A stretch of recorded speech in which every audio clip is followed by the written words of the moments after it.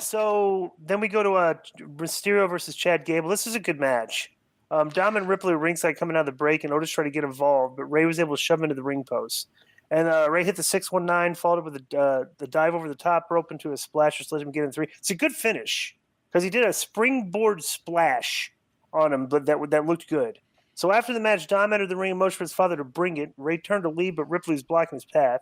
Then Dom shoved his dad and lightly slapped his face before telling him he has to hit him. Lightly, he slapped the shit out of him. Yeah, Dom slapped his father once. It was then he kind of like pie faced him, and then he slapped him. Okay. Yeah. So Dom slapped his father, and once he slapped him this time, and once again demanded that he hit him.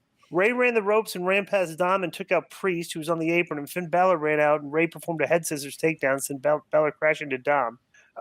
Then Ray put Balor in position for 619, but Dom clothesline Ray as he's running the ropes, and Dom stood over Ray and said, "Hit me" a couple times. Crowd was chanting, "You suck." It was getting good heat here, and Dom waited for his father to get up and told him repeatedly to hit him. Ray looked emotional, shook his head no, and as he left the ring, Dom hit Ray from behind, and Ripley held Ray in position. Then Dom performed a 619 on him. Dom's got more heat than anybody right now.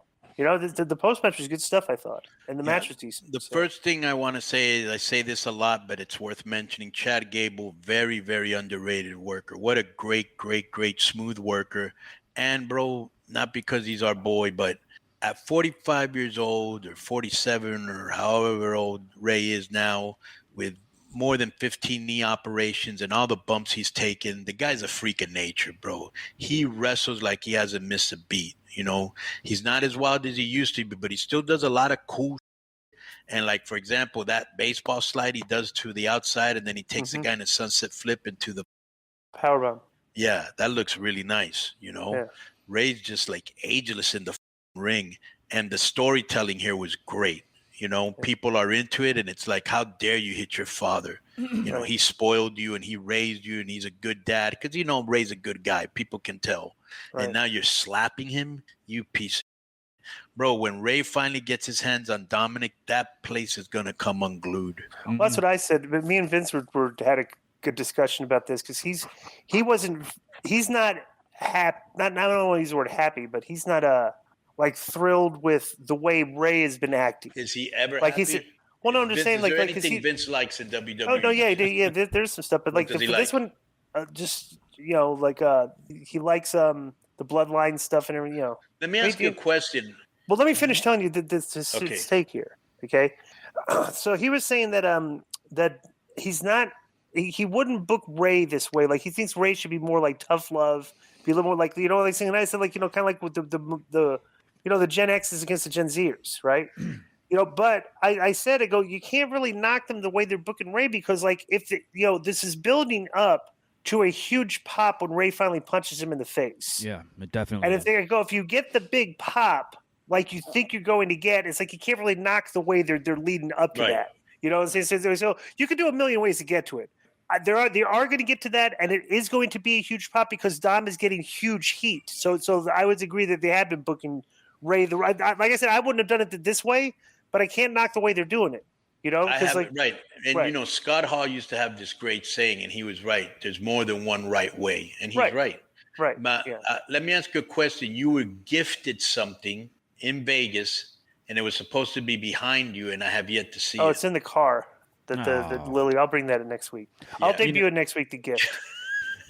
Now I can't wait for that. I was going to say, I think what'll happen is it's October, so it's only a few months till the Rumble. So you get Dom out there in the Rumble, the ring clears or whatever, and then boom, Ray's music hits, leave those two alone, Ray comes out and whips on the ring kind of thing, Have that be the first time that they touch, or that he touches him. So on the show, the Judgment Day stays in the ring. And and I forgot to say, because this will make Konnan happy, speaking of Vince Russo. I actually did castrating the marks last night, too, so I don't know when they put that out, but that'll probably be out very soon. What was the segment that you did? Why would they put you on that show, number one? Number two, how boring were you from 0 to 10? Like a 6. Wait, I dropped off there. What did you do? I did castrating the marks with Vince and Jeff. I've never heard. Well, you did the whole show. I did the whole show. I did the whole show actually. Konnan, the show is actually pretty funny Because he gets like actual quotes from the dirt sheet guys and stuff, everything, and like gets them on the thing, and they make fun of some of the stuff they say. You know how like we used to make fun of Wade Keller's interviews, right? Like they do stuff like that. They like but it's like a whole show of stuff like that. This one was a lot about Tony Khan and Ariel Helwani. There was like 4 clips from that submitted. There was a few other ones, Meltzer tweets. Right. All right. So next is the Bloodline stays in the ring. They're kind of promo on Edge. So Dom said watching Ripley smash Phoenix with the concerto did it for me, and I knew that I did it. Well, he said watching Ripley smash Beth Phoenix with the concerto did it for me, and I know I did it for all of you as well. Dom said his favorite part of the 619 his father was seeing the pathetic and devastated look on his face. Dom said Ray deserves to feel as useless and helpless as Ray made him feel throughout his entire life. Then Balor brought up AJ Styles in the ultimatum, and AJ made his entrance. Styles said he wasn't there to argue with Balor. Styles told Balor he was right. Styles said everything he's ever needed was standing right in front of him, and he said that with his back against the wall, he realized he needed help. He said there comes a time when a man needs friends, and Styles said he needed family. So Styles dropped to one knee and bowed in front of Balor. That got good heat from the crowd, who held out his hand and helped Styles to his feet. Styles and Balor hugged. Balor said he was proud of Styles and knew that he would come around, but Styles said he held onto the hug while saying he wasn't talking about Balor. Then Luke Gallows and Carl Anderson make their entrance, and Joel Styles in the ring. Crowd got really into this. Then they started fighting, and Styles followed, speared Balor over the broadcast table. Gallows slammed a chair over the back of Priest. Gallows then threw an uppercut at Priest. His shoulder had fallen over the ringside barrier, and Ripley pulled Dom over the barricade and ran away with him. And Balor was left alone with Styles, Gallows, and Anderson at ringside, and Balor ran into the ring and ran out the other side. They met up with the other Judgment Day players near the stage, while Styles, Gallows, and Anderson did the 2 sweet hand sign in the ring together. This got a good reaction from the crowd. I think they were surprised at this too.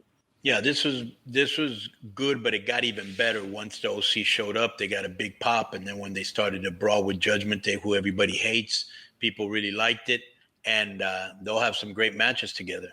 Yo, what up? This is Konnan, and I host Keeping It 100. My co-host, Disco Inferno, unfortunately. Well, I'd say you're my co-host. Listen, every Thursday here on Spreaker, we talk pro wrestling, sports, movies, music, TV, pop culture, and some politics. It's everything the rest of the pro wrestling podcasts are not. Tune in to hear myself, the superior one, educate and inform. Tune in to hear me bury Disco. That's very disrespectful. Join us every Thursday on Spreaker and keep it 100. Boom!